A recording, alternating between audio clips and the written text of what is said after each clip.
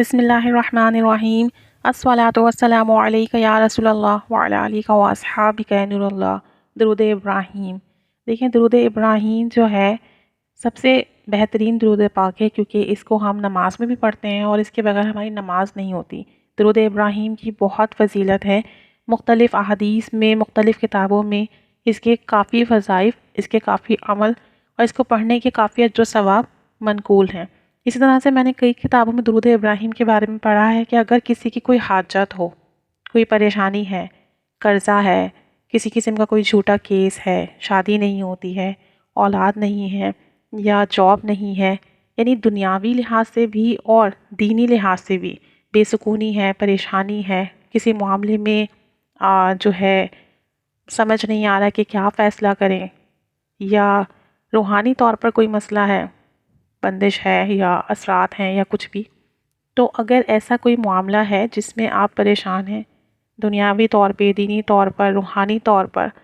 تو آپ نے کیا کرنا ہے کہ بس نماز عشاء کے بعد 2 رکعت نفل نماز حاجات پڑھنا ہے اور اس کے بعد 300 مرتبہ درود ابراہیمی پڑھنا ہے، اپنے مقصد کو، اپنی حاجت کو اپنے ذہن میں رکھتے ہوئے۔ اور جب آپ یہ پڑھ لیں تو اس کا ہدیہ نبی کریم صلی اللہ علیہ وآلہ وسلم کی بارگاہ اقدس میں ہدیہ فرمائیے اور اللہ عز و جل سے اس کے وسیلے سے دعا کیجیے کہ یا رب عز و جل، میرا یہ مسئلہ ہے، حل نہیں ہو رہا، کافی عرصے سے جو بھی میں کر سکتا تھا میں نے تمام تدبیر کر لی، تو یا اللہ عز و جل اب درود ابراہیم کی برکت سے، نبی کریم صلی اللہ علیہ وآلہ وسلم کے صدقے سے میرا یہ مسئلہ حل فرما دے۔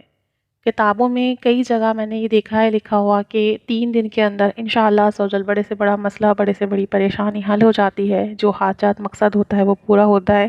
بس اب یہ پڑھنے والے پر ہے کہ وہ کتنی اچھی نیت کے ساتھ، کتنے صاف دل کے ساتھ، کتنی لگن، توجہ، محبت کے ساتھ پڑھتا ہے۔ تو اگر آپ بہت توجہ اور دھیان سے پڑھیں، اللہ تعالیٰ سے رو کر گڑ گڑا کر اپنے لیے دعا کریں، تو انشاءاللہ عز و جل درود ابراہیمی کی برکت سے ضرور بالضرور معاملہ حل ہوگا، حاجت پوری ہوگی، مقصد میں کامیابی ہوگی، کسی قسم کی کوئی بیماری ہے اس میں شفا ہوگی۔ اگر بیماری ہے تو اس کے لیے یہ ہے کہ پھر پانی پر بھی دم کر لیں، کہیں درد وغیرہ ہے تو تیل پر دم کر کے اس کو درد کی جگہ پر لگائیں اور وہ پانی پورا دن استعمال کریں، اس کو ہی پئیں، تو انشاءاللہ عز و جل کسی بھی قسم کی بیماری ہوگی تو اللہ کی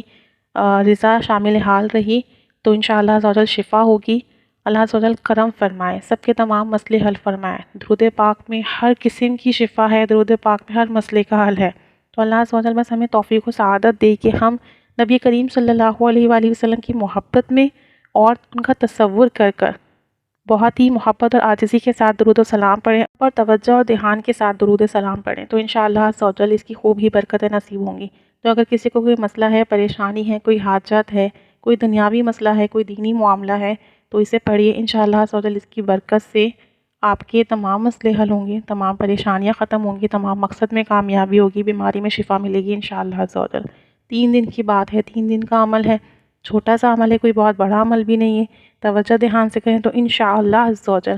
دین و دنیا کی خیر اور برکتیں نصیب ہوں گی اور خوب ہی اجر و ثواب ملے گا۔ اللہ عز و جل سب کے مسائل حل فرمائے، سب کو کامیابی و کامرانی عطا فرمائے، سب کے لیے خیر فرمائے،